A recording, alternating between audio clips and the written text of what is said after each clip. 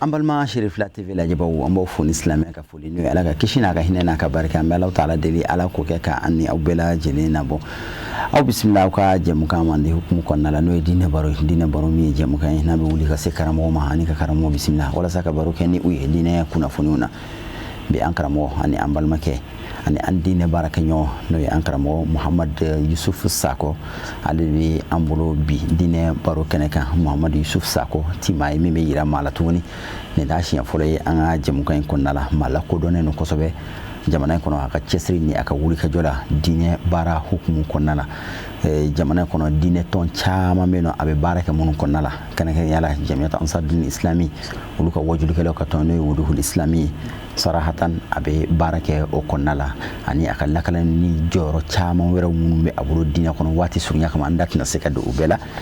ankara mo Muhammad Yusuf Sako de amuro bi dina baro keneka yana anga do baro kono ami ankara mo bismillah Muhammad assalamu alaikum أعوذ بالله من الشيطان الرجيم بسم الله الرحمن الرحيم نعم الحمد لله رب العالمين اللهم صل على سيدنا محمد وعلى سيدنا محمد وسلم شك كان أما فا كأمبي على فو نعم كأول مرة كبركة على ميسونا أنا نيون سرو كنينكا يكوكوا يا فتوى من هيتان شيء فلو يكاي كنا كنا وما دل لا في ربي لا كنا كي إن شاء الله آمين يا رب العالمين كدل لا في ربي أمينا لمن كلاو باروني أيوا كسامني على كفامودي أما لا كلا تقول ما لا كانوا يروي كتا كبركة لا كانوا كمبلا جلي لا كمبلا جلي نفع المصطفى الكريم صلى الله عليه وسلم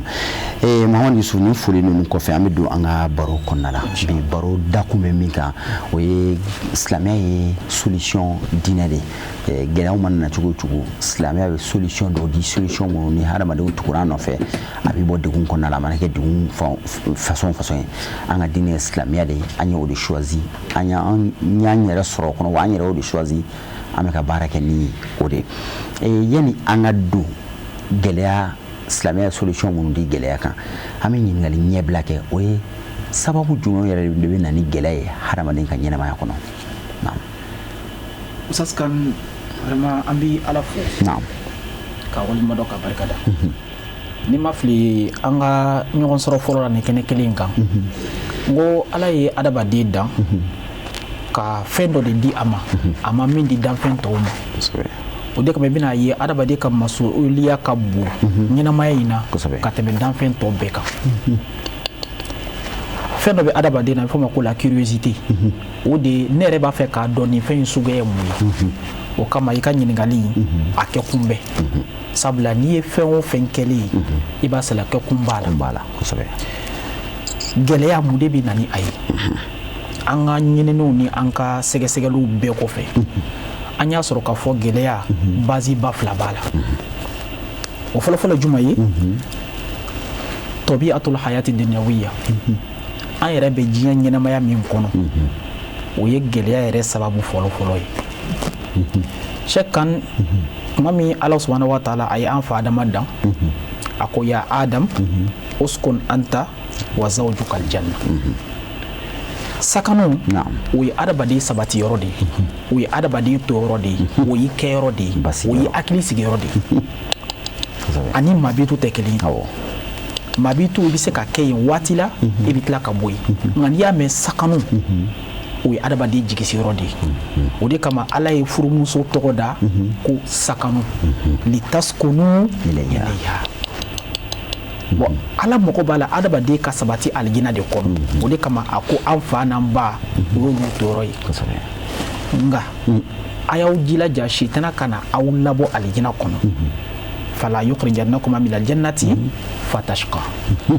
na ya ulabo adama ibina sege ibina sege mi jinya na mayen ono adu mora bo ala dun ka kuma ati yeleme ala ko na bora ibina sege do ibina yi anga nyena ma yere sigilen do sege de kan parce que na bora ambi sege donc an yere ka nyena ma ya nature la asige me sege kan anga fuite so fa ka sɔrɔ a bi sɔrɔ sɛgɛ de kɔfɛ rahatuha mamzujatun bi marara yayi c'est-à-dire i mana lafiya cogo a lafiya ti sɔrɔ sɛgɛ dɔ kɔfɛ n'i y'a mɛn k'i bɛ ka dumuni kɛ i bɛ dumuni kɛ de kuma min n'i ye baara de kɛ n'i y'a mɛn k'i b'i sɛgɛn lafiya bɔ i sɛgɛla de i ye wuli ka jɔ de kɛ i bɛ sɔrɔ ka t'i lafiya chaque kan n'i ye muso kɛtɔ ye ka den da sen kan a bɛ kalo kɔnɔntɔn de kɛ sɛgɛn ni ŋɛnɛ ni tɔɔrɔ la ka tila ka taa bila saya ni balo cɛ ka sɔrɔ ka den nati a dɔw yɛrɛ b'i to a la ko a tola muso kɛlɛ la mais o bɛɛ kɔfɛ n'a bɔra la a bɛ tila k'i ɲɛsin dɔ wɛrɛ ma donc i bɛna ye an ka ɲɛnamaya yɛrɛ sigilen don degun de kan nka degun min don c'est normal parce que a degun kɔfɛ i bɛna hɛrɛ min sɔrɔ o de ka bon ni degun in yɛrɛ ye donc a kunbɛn filanan ye min ye Cheick Kane o de ka jugu n'a bɛɛ ye sitana ye fɛn dɔ fɔ Adama ye a ko hal adullukuma ala shadratil khuldi wa mulkin la yabla a t'a to ne ka yiri dɔ jira aw la jiri min n'aw y'a dun aw bɛ ɲɛnamaya bada sɔrɔ l'immortalité le pouvoir suprême n'a y'o dun dɔrɔn saya ko tɛ yen bilen ɲɛnamaya bada don wa mulkin la yabla a bɛ tila ka masaya sɔrɔ a bɛ tila ka sebaya sɔrɔ sebaya min n'a tɛ ban o nata kama fo n ka a sɔrɔ Adama n'a musoya ɲɛsin a ma nka u tun nata ye fɛn min ye a ma sɔrɔ mais Cheick Kane n'i ye denmisɛnnin o denmisɛnnin ye ko a fa bɛ luwanse la a ka ca Ala fɛ denmisɛnnin fan caman b'a bila kun na ko ale fa ka fugariya de y'a to n'a bɛ luwanse la a ka baarakɛbaliya fo dɔw b'u fa jalaki ko ne fa y'a ka ɲɛnamaya bɛɛ kɛ Bamakɔ yan o tun bɛ du feere dɔrɔmɛ 10 dɔrɔmɛ 5 dɔw yɛrɛ b'a di la ko a banna k'a san ko a ka fugariya don o la Adama dɛsɛra ka fanga banbali min sɔrɔ a den dɔw natala o fanga banbali sɔrɔli de la bi o kɛn bɛ k'u ni bɛɛ d'a kan n'i y'a ye an fa m'a sɔrɔ a ka fugariya de y'a s'a ma o la f'anw k'a sɔrɔ de fo ne de ka bɛɛ mara o bi adamadenw bila ka gɛlɛya ta ka ɲɛsin ɲɔgɔn ma mɔgɔ bɛ taa bin ɲɔgɔn kan ka ɲɔgɔn ka jamanaw daraki ka ɲɔgɔn ka sew daraki ka ɲɔgɔn ka fangaw daraki ka taa ɲɔgɔn ka jamanaw ci mun na fo n ka n ka se yɛlɛ bɛɛ kan wa fo n ka bɛɛ mara ni nata o kɛn bɛ ka gɛlɛya fana se diɲɛ kɔnɔ zango an bɛ don min ko bi gɛrɛw kɛla kɛlɛw kɛla c'est à dire a den bɛɛ de bɛ na ni degun ni degun i ye kumaba fila fɔ minnu ye degun sababu ye kelen o ye Ala ka kɛ cogoya de a tabiya o ye naturel ye maa si tɛ se k'i yɛrɛ bɔ kɔnɔ i ye filanan min fɔ o ye an yɛrɛ dama bɛ kɛ sababu ye ka degun min lase ɲɔgɔn ma kuma bɛ min nɔfɛ sisan ni gɛlɛya nana maa donna gɛlɛya kɔnɔna la a mana kɛ gɛlɛya fasɔn ye Ala ye gɛlɛya min lase ma i seko t'a la o wala an yɛrɛ dama ka comportement ye gɛlɛya min lase ɲɔgɔn ma n'an b'o degun kɔnɔna la silamɛ bɛ solution jumɛn di an ma silamɛ bɛ ladilikan jumɛn di an ma walasa an ka se ka gɛlɛya waati ka se k'a kun ani ka se ka solution sɔrɔ ka bɔ a kɔnɔ alhamdulillah Cheick Kane kuma daminɛ na i ye kuma dɔ fɔ a kuma diyara n ye kosɛbɛ anw ye silamɛw de ye bon ko mana na silamɛ ma silamɛ kan ka solution sɔrɔ silamɛya de kɔnɔ Cheick Kane laada bɛ se ka adamaden koro ka dɔ da dɔ fɛ min man di ye nka silamɛya a kɛlen bɛ ka da bɛɛ yɛlɛ k'a jira i la min ka ɲi i ma a b'o jira i la min man ɲi i ma a b'o jira i la mais au plus grand jamais silamɛya t'a fɔ i ye ko nin de ka di i ye o ta nka nin de ka di i la o ta donc ni gɛlɛya nana silamɛya bɛ mun de préconiser silamɛya bɛ mun de jira fɔlɔ silamɛ la filanan bɛɛ la a bɛ na n'i ye fɔlɔ adamadenya source yɛrɛ de mɔgɔya source a bɛ na n'i ye yen de a bɛ fɛn fɔlɔ-fɔlɔ min ɲini fɛ ni degun b'i kan i ka solution ɲini degun in bɛ se ka wuli ka bɔ i kan cogo di o de kama Ala b'a fɔ an ye Kuranɛ kɔnɔ a ko istainu bi sobri wa solati fɛɛrɛ tigɛ degun bɛ se ka bɔ i kan cogo di a ma dan o ma dɛ fɛɛrɛ in bɛ tigɛ ni solution jumɛn ye mun de b'a to n'i bɛ se ka degun wuli ka bɔ i kan a sɔbɔ fo i ka sabali tubabuw b'a fɔ ten ko la patience est un chemin d'or ko muɲu o ye sira de ye sira min n'a sanulaman don kuma dɔ la anw bɛ fɛn fila don ɲɔgɔn na an b'a fɔ ko sabali ani muɲu nga ni fili kɛla fa bɛɛ labɔ ye i b'a bɛ fara tiɲɛw kan sabali laɲini ye mun de ye adamaden mago bɛ fɛn dɔ de la o fɛn in ti sɔrɔ ni sanga dɔ tɛ f'i ka sanga dɔ de kɛ a nɔfɛ walisa i k'a sɔrɔ i bɛna sanga min k'a nɔfɛ dɛ o de ye sabali ye o ye muɲu de ye i y'a faamuya nabila Musa walisa a ka se ka muso kelen furu a ye san 10 de kɛ baradenya la a y'o waati sabali kɛ o ko bɛ n'o faamu Ala sɔrɔla ka n'o d'a ma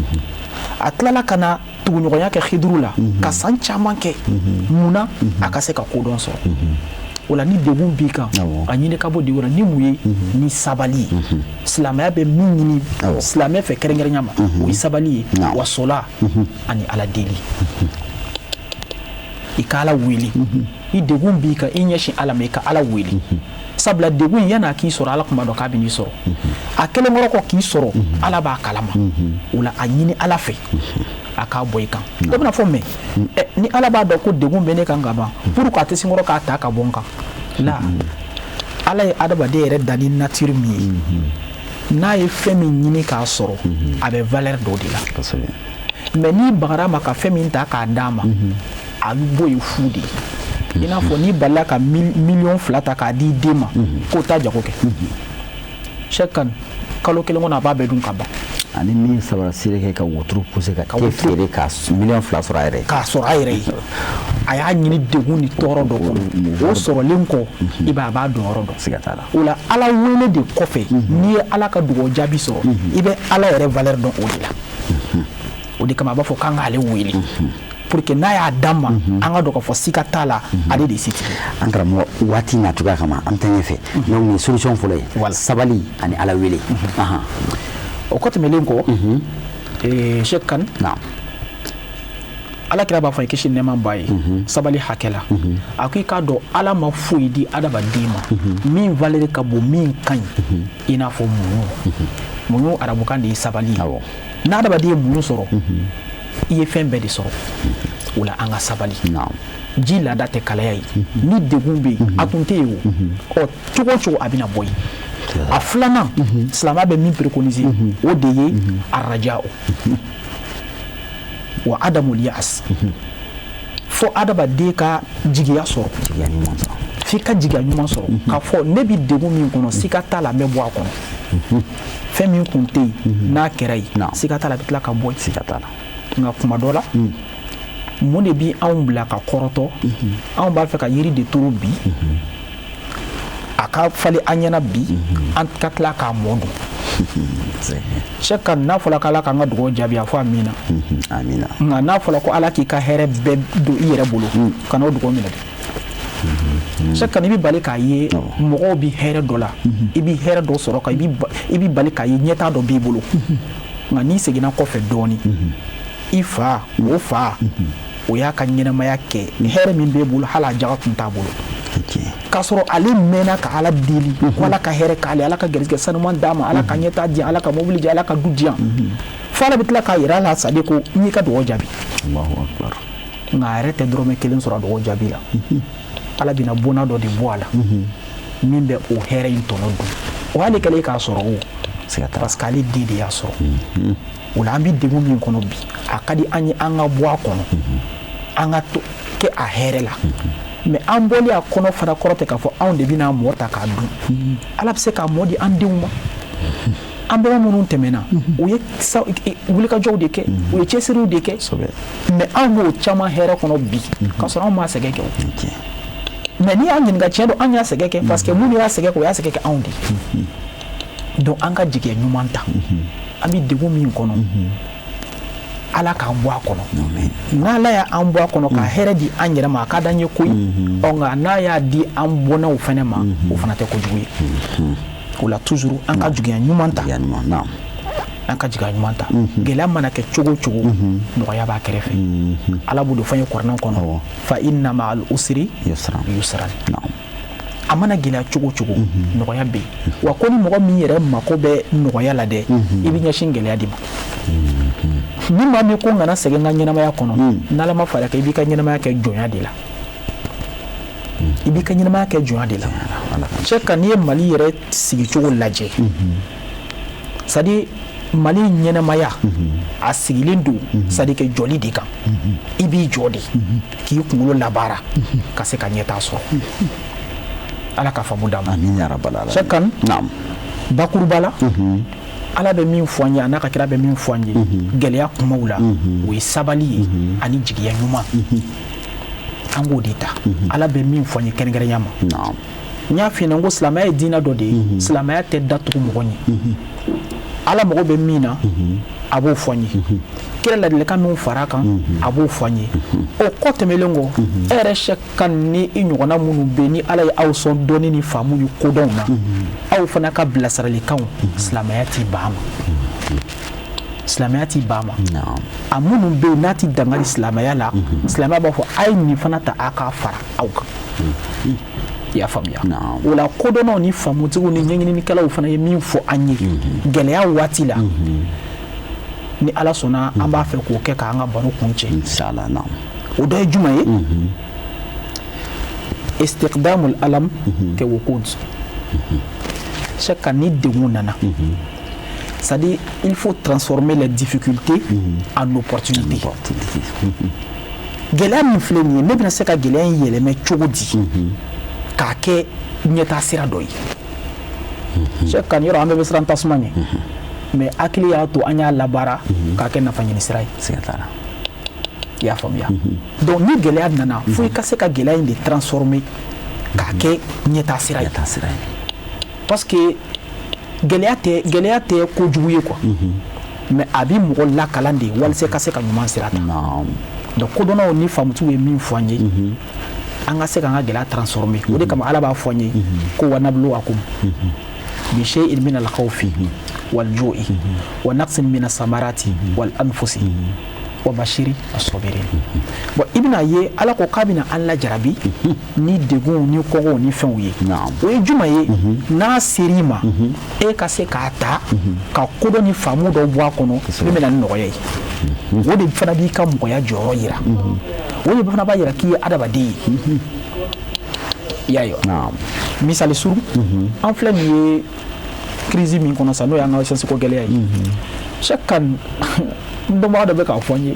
ko dɔw ye furu sɔrɔ nin kɔnɔ i y'a ye wa dɔw y'a jate minɛ nin gɛlɛya min nalen filɛ ne bɛna se ka opportunité jumɛn de bɔ a kɔnɔ pour que k'an ka mɔgɔya jɔyɔrɔ yira Ala ye seni kɛ minnu ye u b'a lajɛ fɛn tɛ minnu bolo u bɛ taji dɔ ta ni k'a d'olu ma balo tɛ minnu bolo u bɛ balo dɔ ta ni k'a d'u ma c'est à dire gɛlɛya de bɛ yen nka e sera ka gɛlɛya in transformer k'a kɛ nɔgɔya ye o la fo adamaden bɛɛ fana ka baara kɛ ni nin yɔrɔ ye mais attention il ne faut pas confondre profiter des difficultés et aussi comme dirais-je transformer les difficultés tuma dɔ la dɔw b'u profiter gɛlɛya la walasa ka gɛlɛya wɛrɛ nati olu kelen ka nafa kama Cheikh Kan Ala y'a nɔgɔya e sera ka taji dɔɔni sɔrɔ min b'i kɛrɛfɛ n'o ma dɔ sɔrɔ hali n'i bɛ fɛn minɛ a la parce que i ye degun dɔ kɛ nka ka taa kɛ taji ni hakɛ ni fitinin kama i bɛ taa wari fɔ a ye min yɛrɛ bɛ tila k'ale jigi latigɛ Cheikh Kan o tɛ mɔgɔya jɔsen don ye silamɛya t'o ɲini an fɛ ni degun bɛ yen an ka ɲini ka ɲɔgɔn bɔ degun kɔnɔ mais kana fɔ k'i b'i profiter mɔgɔw ka degun na an yɛrɛ ɲuman na ko pour que k'i kɛ fɛn ye Ala ka an kisi o ma hali ni fɛn sɔrɔ la a tɛ kɛ fɛn nafama ye an karamɔgɔ baro in kuntagala ka jan a nafa ka bon an ka baara nin waati la baaraw de don waati n'a cogoya kama n fɛ ka kuma kuncɛ kuma fɔ an ye ka dugawu k'an ye alhamdulilahi rabbil alamin Cheikh Kan an bɛ Ala de fo sabula Ala ye don o don jira adamaden na a bɛɛ ye i ka kodɔn n'i ka faamu bɛ se ka sabati cogo di kosɛbɛ i ka se ka nafa sɔrɔ a don kɔnɔ ka se ka don wɛrɛ fana labɛn ni a ye siga t'a la o la an bɛ Ala fo ka min fɔ kumakuncɛ kuma la silamɛya bɛ min ɲini bɛɛ fɛ o ye toujours an ka kɛ sabalibaa ye et puis an ka kɛ dilannikɛla ye situation mana kɛ cogo o cogo la an kɔni ka ɲini waati bɛɛ ka se ka dilanni de kɛ situation kɔnɔ an kana kɛ tiɲɛnikɛla ye an kana tiɲɛni fana favoriser o la ka foli lase an karamɔgɔw ma sabula n'i y'a mɛn k'an bɛ sigi bi k'an bɛ kuma diinɛ ko kan k'an bɛ mɔgɔw bilasira diinɛ ko la dɔw de fana ye degun dɔ ni tɔɔrɔ dɔ kɛ pour que an ka fana ka se ka o nafa sɔrɔ bi o la vraiment an b'u fo kɛrɛnkɛrɛnya ma Cheikh Kane ka e yɛrɛ fo sabula kalanbaa ka ca dɔnnibaa ka ca nka o bɛɛ kɔfɛ ka anw wele k'an kana sigi olu sigiyɔrɔ la ka na sigi olu jɔyɔrɔ la k'an ka kuma fɛn kan olu ni min ka kan ka tɛmɛ anw kan vraiment o ye bonya ye kuma dɔ la jagɛla bɛ se ka e bila a kɛli la sabula maa min tɛ fɛn dɔn n'i y'o wele ka bɛna dɔɔni kunna kuma dɔ la a ka gɛlɛn o la an b'i fo k'a deli Ala fɛ i y'a dabɔ jigiya min kama Ala ka jigiya in fa émission min n'a b'i bolo n'o ye diinɛ baro Ala ka ɲɛtaa d'a ma Ala ka kɔrɔta d'a ma maa maa bɛ na i ka kɛnɛ kɔnɔ yarabi an b'a ɲini Ala fɛ Ala ka bɛɛ kɛ c'est à dire que nɛn sabatilenw ye o bɛ ladilikan minnu di fana Ala ka faamu di lamɛnnikɛla bɛɛ ma ka foli belebeleba ta ka ɲɛsin an karamɔgɔ ani an ka sedi ma ni waati in a bɛ taamana Sénégal an bɛ dugawu kɛ yarabi Ala ka segin n'a ɲuman ka n'an yɛrɛw ɲuman sɔrɔ ka foli walimadɔ ta ka ɲɛsin lamɛnnikɛla bɛɛ lajɛlen ma ka ɲini Ala fɛ yarabi an bɛ degun min kɔnɔ Ala ka bɔ a kɔnɔ Ala ka lakalishi kalifa wa akhiru da'wana alhamdulillah rabbil alamin. Cheikh Mohamad Yusuf Sako an bɛ i fo k'i wale ɲuman dɔn ni walanda nafama ani ladilikan ɲumanw dili la an ma ka a ɲini Alahu taala fɛ Ala ka a don tulo kunnandiw kɔnɔ tulo kunnandi minnu bɛ a minɛ ka baara kɛ ni a ye ka segin ka aw yɛrɛ fana fo ka aw wale ɲuman dɔn aw ka lajɛli ko ɲuman ani aw ka jantoli la ni jɛmukan in na aw minnu ni jɛmukan in tɛ fɔ ko waati si jamana in kɔnɔ ani jamana in kɔ kan an bɛ Alahu taala deli an ni aw ye Ala ka sigida nataw yira ani aw bɛɛ lajɛlen na wa akhiru da'wana alhamdulillahi rabbil alamin wassalamu alaikum wa rahmatullahi ta'ala wa barakatuhu.